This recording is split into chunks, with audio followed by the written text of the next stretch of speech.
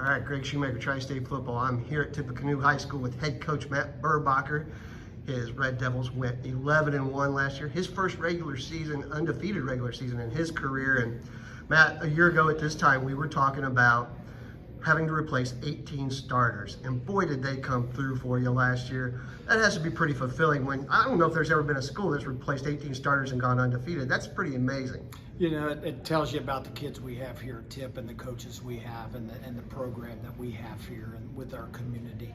I do remember doing that interview last year down by the office, and it was great because there were so many unknowns. And we got a lot of those unknowns answered, obviously, in the summer. But even going into week one, we weren't sure. But each week, we kept getting better and better and better.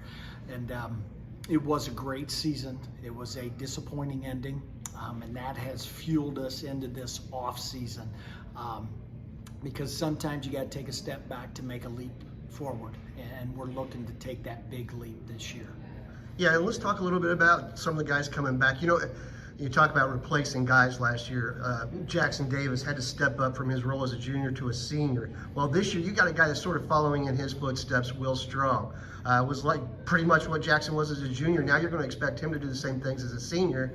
And just tell you know, it just goes down the line for you right now. You talk about being a developmental program, and my gosh, the kids just keep stepping up. But let's talk a bit about Will Strong and some of those kind of guys. You know, Will Strong has some of the greatest attributes that you look for in any athlete when it comes to power, strength, explosion, all of those things, and a big wide receiver as well.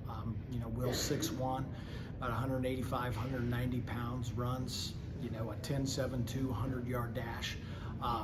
So he has all those qualities built into one. So, but again, Will's just one big piece to our puzzle, and we've got a lot of pieces coming back. I realized, or I knew we had a lot coming back, but when I did the preview for you, I realized we do have a lot coming back. But our kids understand we're starting over. It's a new year, new dynamics, new leadership on our team, you know, all of those things. So you can have all the Friday night experience and talent you want, but if you can't come together as one, you know, that talent's not going to be maximized. That's what we're working on now in the off season. Once June rolls around in July, that's our time that we're going to be able to be together and start building something special. And the good thing is these seniors have been a part of 3 really good football teams. So they've had some great leadership to learn from, and now it's their turn. So, and these younger guys are just chomping at the bit. And you're right when you say we're a developmental program. Our roster right now for next year is the same 8th graders, freshmen, sophomores, and juniors we had. You know, so our kids are here. We work with them, we build them up, and we develop them. And then when it's their time, they're ready to go. You know, I wanted to ask you a little bit about your coaching staff, because when you do talk about it, it seems like it's just step up and your kids are ready to play. But talk a little bit about your coaching staff and how they've gotten them from, you know, 7th, 8th grade and to the point where, boom, on a Friday night, they're not at all. You know, I think the biggest thing is all being on the same page. And it was a process. And again, you know, who doesn't like to coach that 5-star, you know, 6'5", 300-pound offensive lineman? Yeah, that would be great. But we take great pride in seeing that kid as a freshman and then seeing the man he has developed into as a senior. And we always believed, I firmly believe that if we can work on all those attributes off the field, it's going to make him a better player on the field. And to see those and our assistant coaches buying into that philosophy of, hey, it's not all about, you know, X's and O's. It's about having kids out there that we can trust all on the same page and being disciplined. That beats talent a lot. And we don't talk culture here, but we build culture every day. And I think that is huge, because culture is how you do everything. And every little piece we do in our program is either building or tearing away at our culture. And we're always looking to build that culture. And I think right now, you know, going into year 7, our culture is pretty strong. All right, 7 years into this league, let's talk a little bit about the MVL.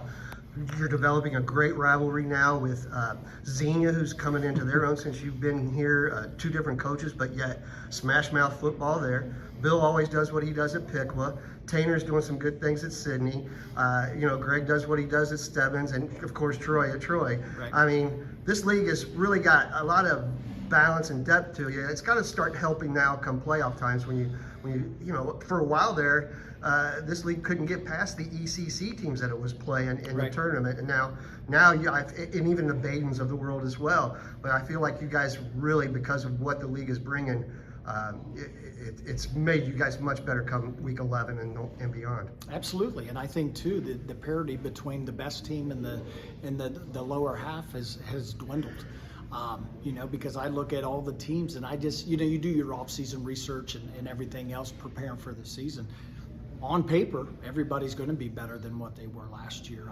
You talked about the rivalry with Xenia. You couldn't ask for a better Week 10 game last year, where both teams 9-0, playing in front of a few thousand people was absolutely awesome, and that's what we want. So, but our league does get us ready, for the tournament. We're one of the smaller schools in our league, so we're playing schools that are Division II. We'll get Troy, who's Division I. This year, you get that. You play those. The thing is, we're here at Tip. We don't have a rivalry game. We got a few rivalry games. So, but our kids know we got to be ready every week, because we're going to get everybody's best shot, and that's a challenge because it's hard. For 10 weeks in a row to get up, and we're talking about our league, but we play week 1. We play against a regional finalist in Bellbrook. We love that game. Two of the better teams in our region, and then you look at our region right now. We lose Walpock, Sydney, and Salina.